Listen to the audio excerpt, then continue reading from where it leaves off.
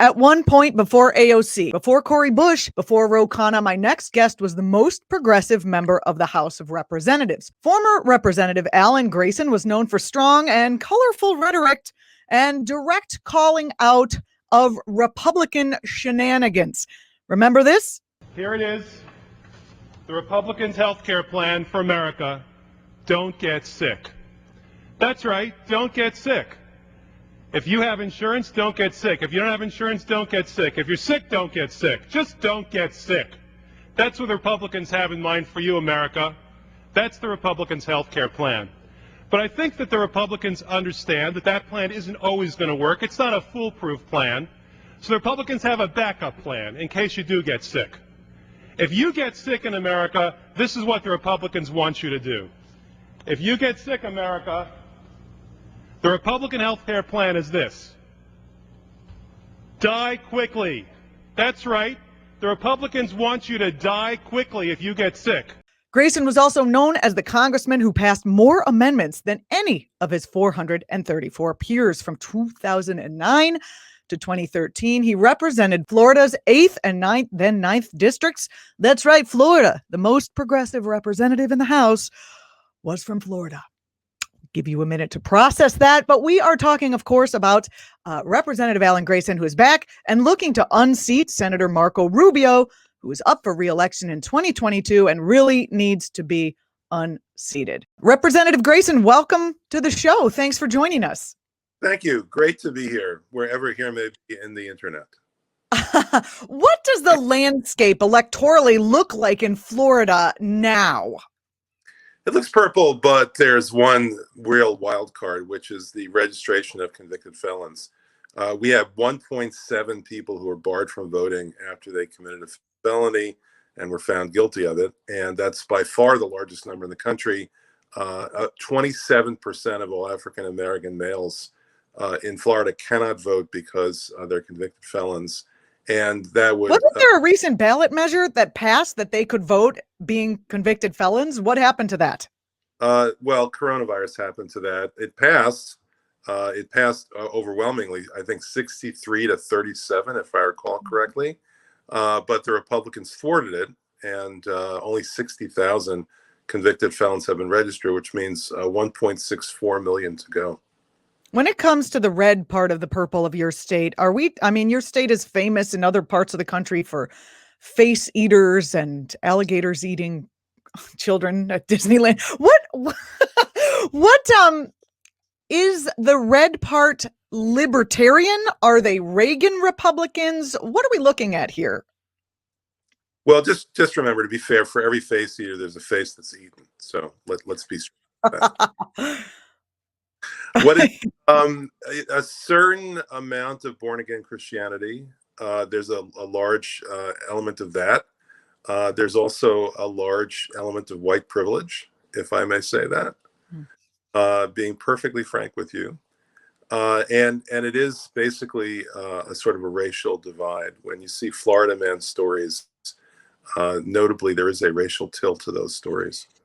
Interesting. And how do you think, do you think there are enough Democrats to put you over the top in the Senate race against Rubio, or are you going to have to win over some of the Christian folk? Every race for the past 32 years in Florida has been close at the presidential level. The last time that any presidential candidate in Florida in either party got more than 52% of the vote was in 1988. So this, up to this point, is a genuinely purple state. Convicted felons are projected to vote 3-1 for Democrats. That would be an 800,000 vote margin if they were all registered and they all voted. And that would be enough to turn the state roughly as blue as Delaware. Oh, well, that would be great. That would be great. What's the likelihood that that's going to pass? Well, it has passed. What has to happen is an enormous amount of field work. The same kind of field work that I did in one of my congressional campaigns, where we signed up 50,000 people in our district to vote by mail, long before that was fashionable. And it cost $700,000 to the campaign to do it. But in the end, even though Florida had 27 congressional districts at that point, a quarter of all of the Democrats in the entire state who were registered to vote by mail were in my district.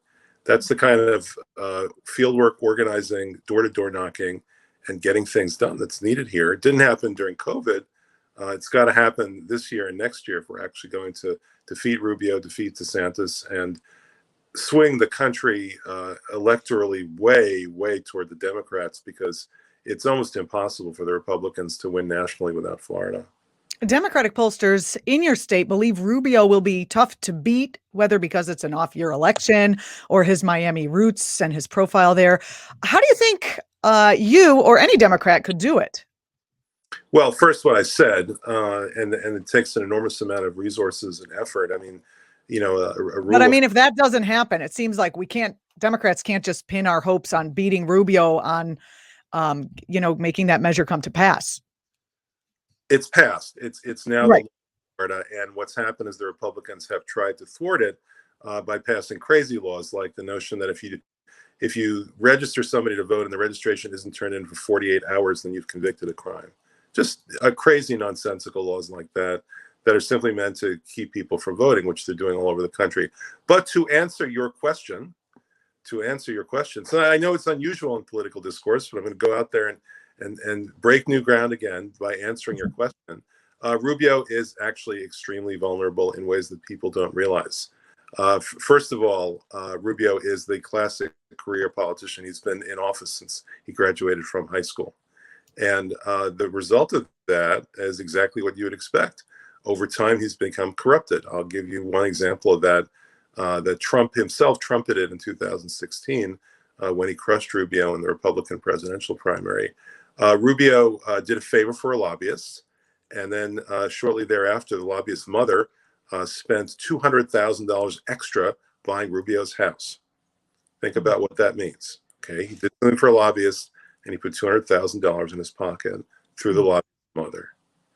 That's not an isolated instance either. Rubio's campaign money to pay for his clothes. So you have somebody here who is the classic lifetime Paul, doesn't really understand how to do anything else. It's worked well for him, but you've got all of the drawbacks that come with that. In addition to that, I defy you to find anybody out of the 20 million people who live in Florida whom Rubio has actually helped other than lobbyists. He's helped himself, he's helped lobbyists, he's helped nobody else. I tell people when I'm campaigning or I'm doing interviews here locally, if Rubio actually did something for you in the past 10 years, in office, go vote for him. And if he hasn't, then you should vote for me, because 10 years is a long time. Took Alexander the Great less time to conquer the known world. Hasn't helped you in 10 years, in a whole decade. He's not going to. So we need somebody who needs to do the job. And that includes showing up. For many years, Rubio had the worst attendance record in the entire Senate. 1 year when he missed more than a quarter of the votes. So if you're not going to do the job, if you're not going to help people, if you're not going to even show up, if all you're going to do is think about using the job as a launch pad to run for president, you really don't deserve the job. Rubio was positioning himself as kind of this regular Reagan Republican during his presidential run against Trump, but I'm seeing him now, at least rhetorically, trying to reposition himself as a populist. Now, I personally don't see how Republicans like Rubio or Josh Hawley, Trump, Bannon, any of those guys can even use the word populist when they oppose things like Medicare for all, or oppose the fight for 15 minimum wage, and oppose laws like the recently proposed Protecting the Right to Organize Act, which of course was meant to make it easier for working people to organize unions and fight better wages. But he grabbed headlines recently by offering a strange half-hearted endorsement of the unionization drive at Amazon's Bessemer, Alabama plant. Let's discuss Rubio's history on labor, and then if you could tell us where you stand around, the PRO Act, and what's happening in terms of union. I'm definitely going to edit that. Why don't you tell me where you stand in terms of the PRO Act and the unionization efforts at Amazon and across the country? Well, I've been a supporter of that for literally decades, long before I was elected to office. And I'll give you an example. There was an effort to unionize here locally some Walmart stores. And what I did is I took, and this is a hard thing to do, given the fact that people who do this often get arrested. But what I did was I took on Thanksgiving night, when most of the folks at Walmart should have been home with their families, should have had the chance to be home with their families, and everyone was required to work. I took in a handful of brown paper bags. In the bags was a sandwich, a box of chips, a bag of chips, and a letter explaining how to form a union. And I went in, I handed them out to the workers on Thanksgiving night in Walmart, and was promptly escorted rather roughly out of the store. Nobody, told me to do that. Nobody demanded that I do that. There's virtually nobody else in Congress or any time recently in Congress who would have done something like that. I believe in the right to organize. I believe that the greater good is a viable concept in 21st century America, and that people united will never be defeated. To believe that inequality is jumping in leaps and bounds. It's been that way since Reagan was elected, and it's created a country where most people are debt slaves. And one of the few alternatives that we have to raise ourselves out of that is to unionize. And that's why I supported every piece of union legislation ever while I was in Congress, voted for it at every opportunity, promoted it any way that I could, and also tried to help increase labor standards. You find that the only actual vote on an increase in the minimum wage during the time that I was in Congress was Grayson Amendment, which, by the way, didn't pass. I mean, you were kind enough to mention that I passed more laws than anyone else while I was in Congress, 121 in the last 4 years that I was there, way beyond anybody else, even though I was in the minority party. The Republicans were in charge then. But one of the amendments that I offered was to increase the minimum wage for federal workers, which President Biden just instituted by executive order. But I wanted to get the Republicans on record as voting against that, and I did. And I also saw it as a potential for laying the foundation for getting a vote the other way. So I pushed and pushed and pushed for unionization, for better labor standards. And the reason for that is that it works. People at Disney World now make a minimum of just under $15 an hour, thanks to the fact that they're unionized. People at Universal don't make that kind of money. They're not. It's a difference that it's palpable here with the largest employer in the Orlando area. That's so interesting. Rubio, in all of his op-eds where he got these headlines, he basically made it abundantly clear that he's kind of still an enemy of labor organizing. He was only angry at Amazon for these irrelevant culture war grievances. Do you think that people in Florida, Republicans in Florida, are aware that Rubio's anti-labor stance is something that hurts them and that they should be voting against, or has the culture war become so loud that it's hard to focus on actual issues of substance? I think it's worse than that. I think that Rubio starts out like Trump, not being all that bright. And what he does is he hears a few things that he puts in his mind, and there's not a lot of room in there, so it's only a few things. And then he repeats them as if they were true, much like Trump. I mean, Rubio is just short of a QAnon nut. He's definitely heading in that direction. Go ahead and go to his Twitter feed and just listen to the videos that he records on his Twitter feed. They're crazy. I'm sorry to say that, but the kind of things that he says for the past couple of years since he kowtowed to Trump and and caved into Trump, those things are usually not said outside of a padded room. And that needs to be brought home to people in Florida. I mean, how can anybody believe that Marco Rubio will ever be an effective senator if he's so unduly preoccupied with little green men? All the things that he's preoccupied by, all his cultural war issues. I mean, for God's sake, is the fact that we're going to call Mr. Potato Head in the future really all that important in our lives? No, not at all. And it's good to hear you have what I'm reading into your tone is that you actually have hope for the voters of Florida being reasonable, rational, 50% QAnon, 50% Trump supporters, because that is the reputation of Florida around the country, at least for people who aren't part of the Democratic establishment. Well, let's give credit where credit is due. Okay, let's give credit where credit is due. And now I'm talking about the state as a whole, not particular parts of the state, which is what your earlier question was about. Giving credit where credit is due. This is a state that voted by more than 60% for high-speed rail system, which the Republicans thwarted. This is a state that voted by more than 60% for $1 billion a year in environmental remediation funding, which the Republicans thwarted. This is a state that voted to restore rights to convicted felons when it was only one of two states in the entire country that prevented convicted felons from voting across the board. And it did that by 63%. This is a state that has voted by more than 60% to eliminate gerrymandering, which the Republicans also thwarted. Every single thing I've mentioned before, they thwarted.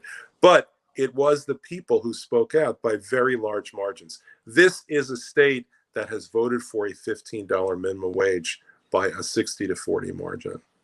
So, I don't think that the cliched Florida that people may see depicted around the country represents the real center of gravity in the state. This state is, in some respects, a progressive state, and somebody has to appeal to that. We run one right-wing Democrat after another in Florida, doing that experiment over and over again and meeting Einstein's definition of insanity. You do the same thing over and over again, you expect a different result. But when you look at the voting results for the state on issues, Floridians are progressive. Well, you had, we mentioned your colorful rhetoric at the top of the show that I have always personally enjoyed watching you take folks to task with that kind of rhetoric. But you kind of in your last iteration as a House member, you toned down the rhetoric and you actually started working with Republicans, specifically the Libertarian side of the Republican Party. Do you see where do you see the overlap between progressive values and libertarian issues? And do you think that will help you to, go win the election in Florida? Well, even in the first term that I served, which was in 2009 and 2010, the only bipartisan accomplishment, and this is real, you can look this up, the only bipartisan accomplishment of the 111th Congress was my bill with Ron Paul to audit the Fed, which he had introduced when I was in college, which was a long time ago. And he had never been able to get any traction with that bill. Until I came along and signed up more than 100 Democrats to support the bill. Making sure that Wall Street doesn't get under the table handouts that nobody knows about is common ground between liberals and libertarians. Another example I can give you is military policy is common ground between liberals and libertarians. Privacy and the state refraining from universal surveillance. Basically the Snowden issue is a ground for working together with libertarians. Legalizing marijuana is an example of working together with libertarians. So there are definitely ways to do that. That was one of the common things that I did when I was in Congress in my second and third terms, and that was attributable to a significant number of the 121 laws that I was able to pass through the House of Representatives with the Republicans in charge. Not the only thing, though. I mean, you have to look for your opportunities. I'll tell you that I was able to move $87 million from the military weapons budget to the health research budget. And that had nothing to do with the libertarians. That was basically me staying up till 1 o'clock in the morning when a bill was on the floor or thereabouts, going down at 1 o'clock in the morning when almost nobody else was there and offering my amendment at exactly the appropriate moment. And that's how you move $87 million in the federal budget. Your record really does stand on its own in terms of what you were able to accomplish as a representative in your last iteration there. What do you want to work on this time as a senator? First, expanding Medicare, Medicaid, and Social Security. Social Security is woefully underfinanced at this point. And we have now, reached the point that people feared for a long time, that the demographic time bomb of the baby boomers retiring, and we're actually well into that at this point. So it's not going to get any worse in terms of demographics. But we've underfunded Social Security, and seniors deserve a raise.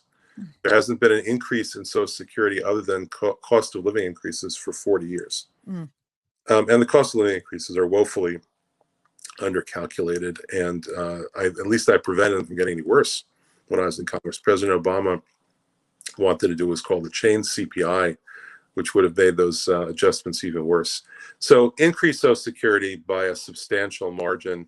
I'm kind of wondering why it is that businesses in America got something like $2 trillion in handouts last year, and we couldn't find any money for our seniors other than the same checks that everybody else got.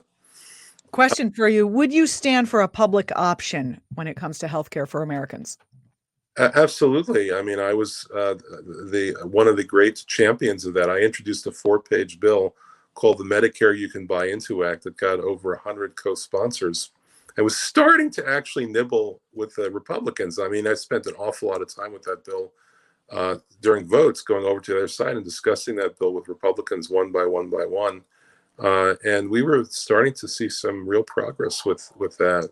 I don't think that the Republicans per se are against the concept of buying into Medicare. I mean, obviously the hospitals and the drug companies wouldn't be too happy about that, but they aren't really governed by that. There's some interesting play on the other side of the aisle in terms of the sort of things that you can convince them to do, and that was it was well within that category. Now, you know, the party had another idea. The party wanted to do this sort of monumental 800-page bill type thing and didn't like my 4-page bill. But the fact is that no one's going to read it. They just can get a lot of stuff through there with those big bills. Well, as my personal hero Nancy Pelosi once said, as soon as we pass the bill, you can read it. Oh no.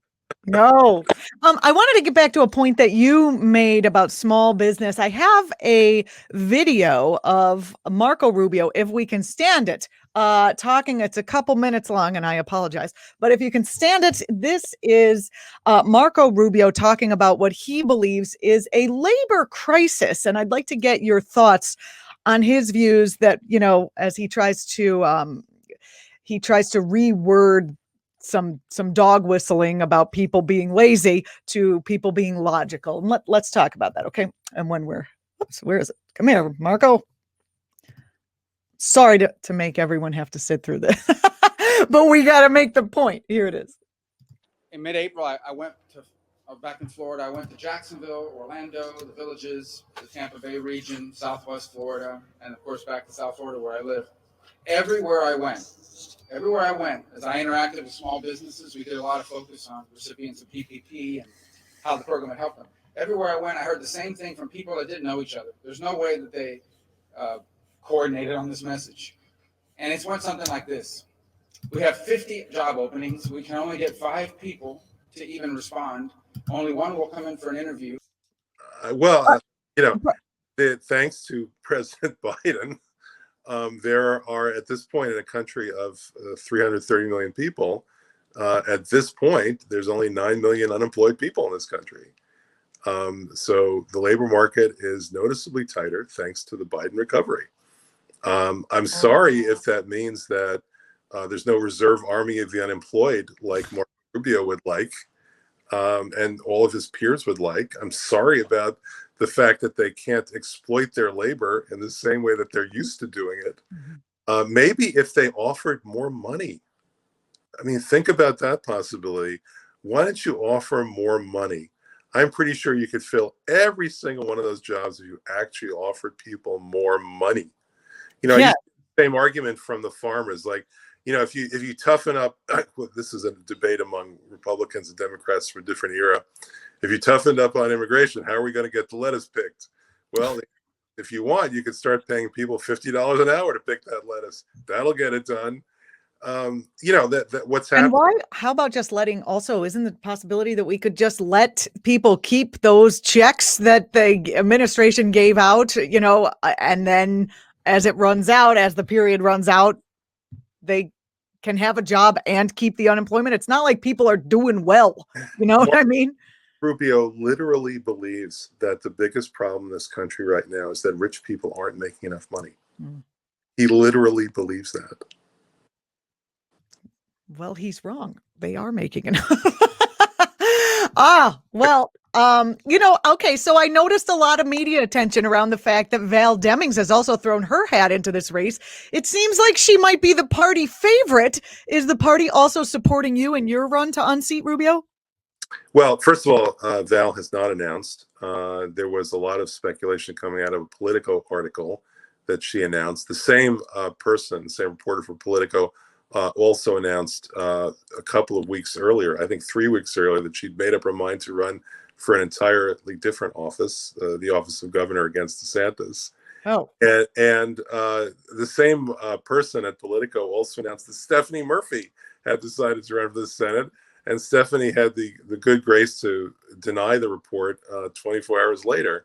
So I don't know. I don't know. I don't care. I mean, clearly, if Val decides that she actually is going to run for the Senate, she's not going to run the same kind of race that I would. She's not the same kind of candidate that I am. But the party and I have had our differences over the years. That's for sure. What were those differences, just out of curiosity? Well, my opponent, Patrick Murphy, had a father who promised the party $10 million if Patrick were the nominee, and the party found that to be an irresistible offer. He made an offer they couldn't refuse. That's right. I've heard some scuttlebutt around that certain members of the party now in leadership positions who are a little more friendly to Wall Street may just not like some of your anti-Wall Street positioning. Is that accurate? Well, it wasn't that they didn't like my anti-Wall Street positioning. What they really didn't like was the fact that I was beating them over with a Democratic majority in my first term, and that really disturbed them to no end.